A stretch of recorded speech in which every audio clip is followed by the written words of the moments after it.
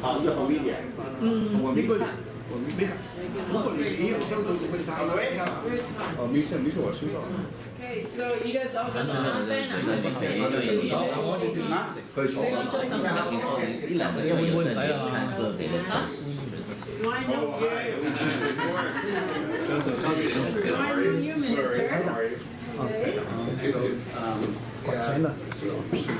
Sorry, media people. Hi there. Media's good too. Thank you. Thank you. You're taking pictures? Yes. Where are you? Yeah, from York region. Oh, thank you. Thank you so much. Let me get my card. And I'll give you mine in the meantime. How's that? Thank you. Thank See you. you. Sue showed me. Wow. Standard. Oh. Yeah. And media partners. Thank you very much. Hi, long time no see. It's been a while. How about you? Good, good, thank you. Thank you. Hey, good to see you again. It's a long time. We've been. Hi, good to see you. Oh, thank you. Yeah, thank you. Looks like you. It is you. It is you. My brother. He's your brother. My twin brother. Nice to meet you. Nice to meet you. Thank you. Hi, how are you? Good to see you. Oh, you're the suit. Actually, where's Yeah, your Chinese. it's all framed, and it's the first thing people see when they come into my office. Hey, you.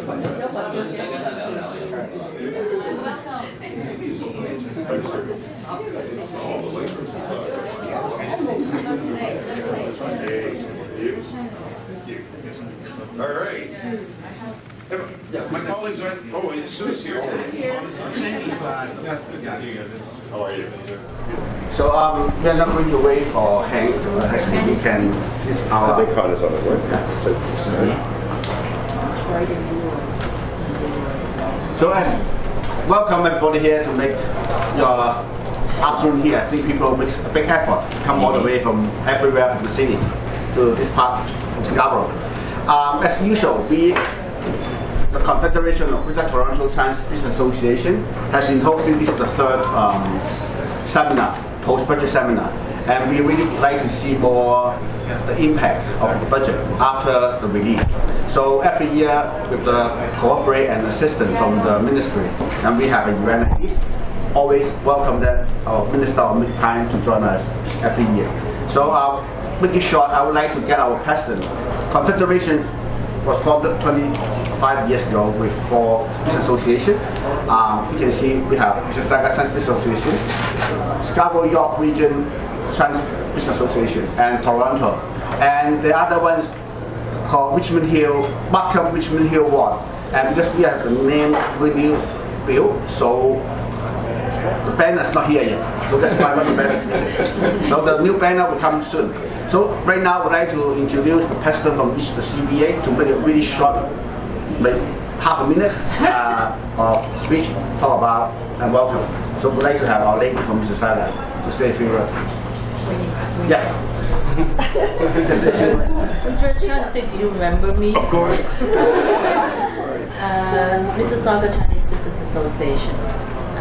Welcome you and thank you for the opportunity that we can share our concerns and ideas with you.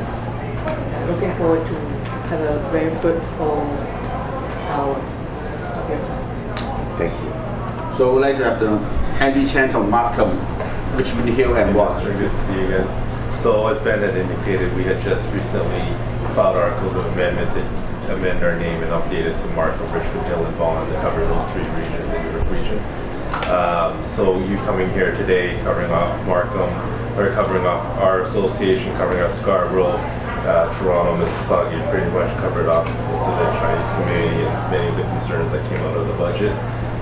Concerns and ideas and things that look quite fulfilling and promising. So we look forward to speaking about that today.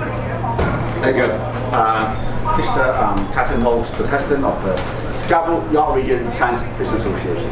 So, Mr. welcome to the seminar, and this is the 3rd year, and From Scarborough, we have Johnny So, who is the immediate past president, and also Grace is the vice president to be presenting us to this seminar. So we would like to tell you how much we love the budget, and also we would like to hear from you about the budget, some issue on the budget. Good. Okay, we'll have Charles from Toronto Transportation Association. I am from the Toronto Transportation Association.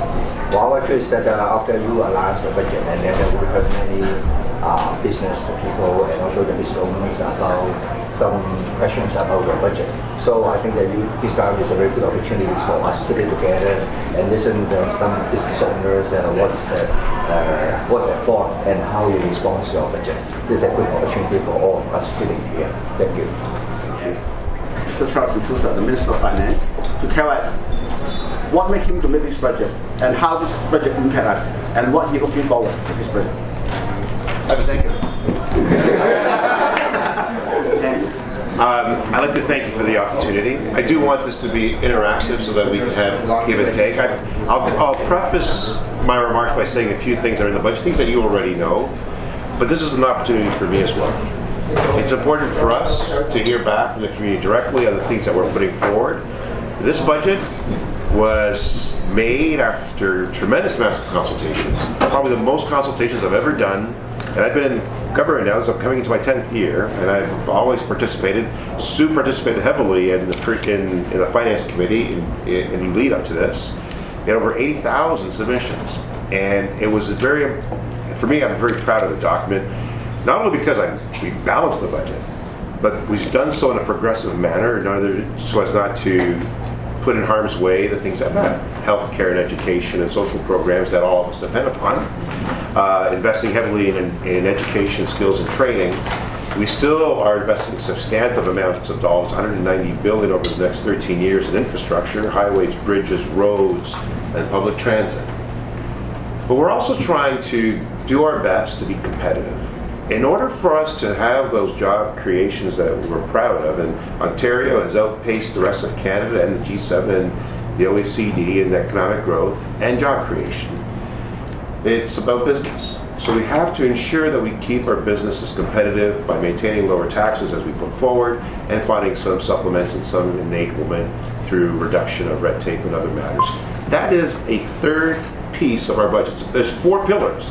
That's the third one. Business growth and initiative and competitive business climate is a big part of it.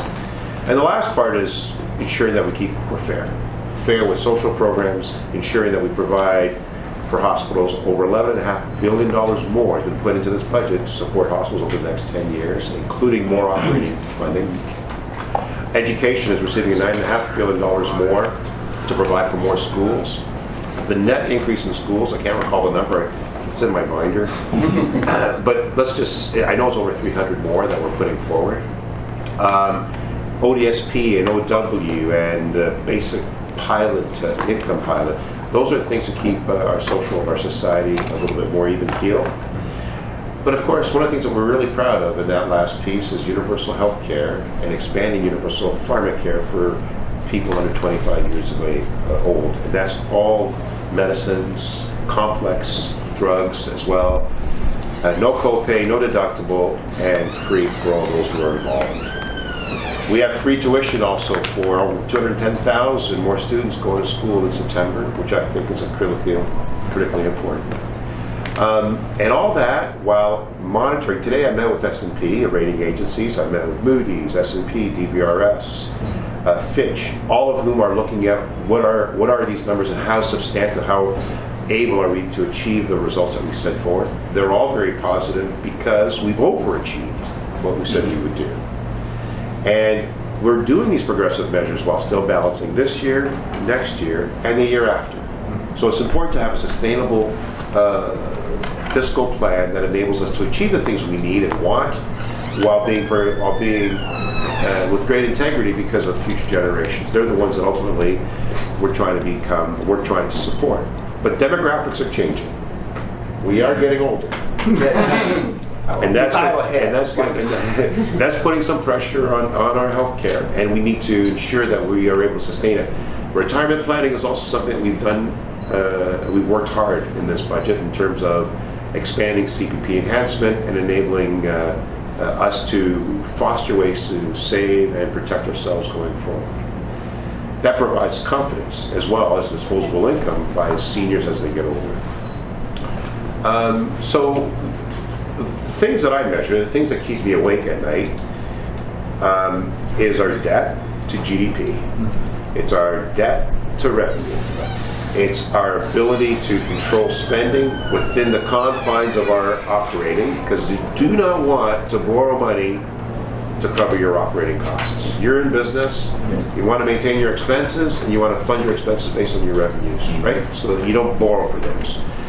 But I don't mind borrowing for investment, for capital engagement. So things that we can amortize over the next 25, 30 years that provides competitiveness. Those capital engagements and improvements are essential for our well-being. And I think of things like high-speed rail. The members of the Chinese community and those abroad have already come forward to try to foster an AFP or a P3 model for those investments. Our debt to GDP is now lower than we anticipated it would be, and it's continuing to taper down. Just to give you an example, it's about 37.2% in Ontario versus 54% in Quebec versus 80%, 90% in France.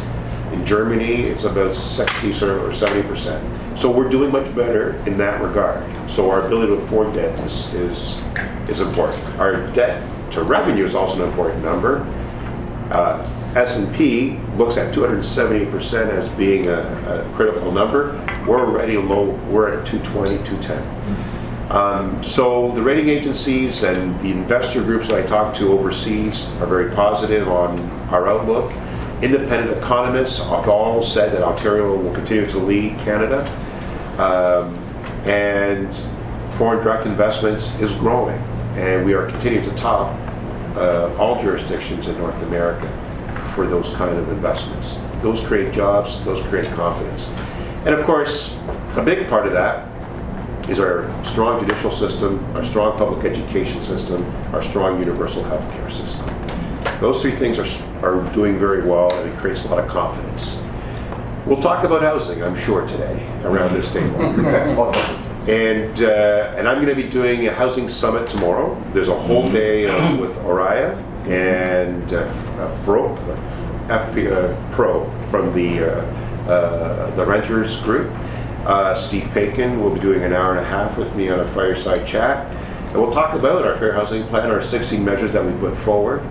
Many of the public and even Oriya are now saying they'd like to see that as part of the platform of all three parties as we proceed forward. But it's not partisan stuff for me.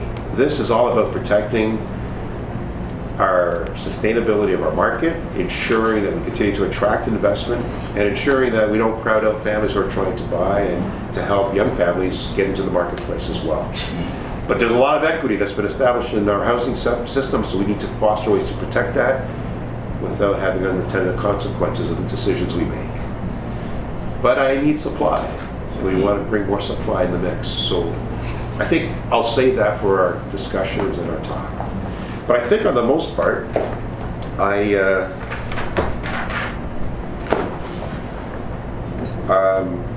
think I could talk about some of the transformations that we're making as well as a government. A government can't stay still. We need, and I've been transforming and completely revising our regulatory system to ensure that we are more permissive. We have a tendency of prohibiting everything and putting like roadblocks, especially with technological changes that are coming. We have to embrace it, we have to foster ways to engage in it so that we can be more competitive, and we're doing that in some of the measures that we've done. I've done some measures around capital markets, and we can talk about that, those who are involved in financial planning, and with regards to the Ontario Securities Commission, with regards to fiscal, all those things I have been trying to improve upon and expedite, making them more effective. And again, with a national securities regulator, it enables us to access capital in a more efficient way. So we're working hard on those initiatives as well.